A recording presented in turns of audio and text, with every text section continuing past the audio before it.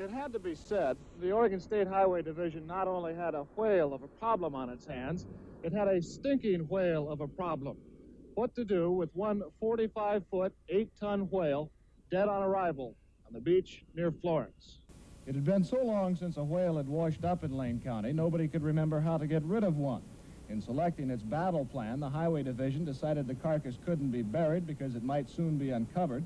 It couldn't be cut up and then buried because nobody wanted to cut it up, and it couldn't be burned. So dynamite it was, some 20 cases or a half-ton of it. The hope was that the long-dead Pacific gray whale would be almost disintegrated by the blast, and that any small pieces still around after the explosion would be taken care of by seagulls and other scavengers. Indeed, the seagulls had been standing nearby all day. As everything was being made ready, we asked George Thornton, the highway engineer in charge of the project, for his final observation. Well, I'm confident that it'll work. The only thing is we're not sure just exactly how much explosives it'll take to disintegrate this thing, so the scavengers, seagulls and crabs and whatnot can clean it up. Is there any chance it might be more than a one-day job? If there's any large chunks left, and we may have to do some other cleanup, possibly set another charge.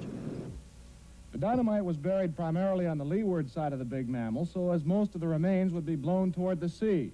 About 75 bystanders, most of them residents who had first found the whale to be an object of curiosity before they tired of its smell, were moved back a quarter of a mile away.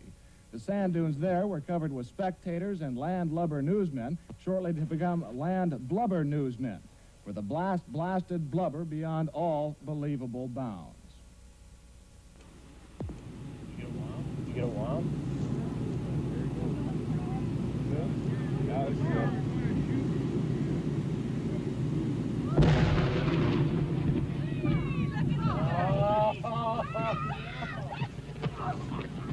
All right, Fred, you can take your hands out of your ears. Here comes pieces of mine. Our cameras stopped rolling immediately after the blast. The humor of the entire situation suddenly gave way to a run for survival as huge chunks of whale blubber fell everywhere. Pieces of meat passed high over our heads while others were falling at our feet. The dunes were rapidly evacuated as spectators escaped both the falling debris and the overwhelming smell. A parked car over a quarter of a mile from the blast site was the target of one large chunk. The passenger compartment literally smashed. Fortunately, no human was hit as badly as the car. However, everyone on the scene was covered with small particles of dead whale.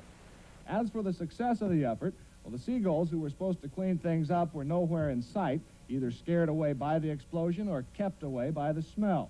That didn't really matter. The remaining chunks were of such a size that no respectable seagull would attempt to tackle anyway. As darkness began to set in, the highway crews were back on the beach burying the remains, including a large piece of the carcass which never left the blast site.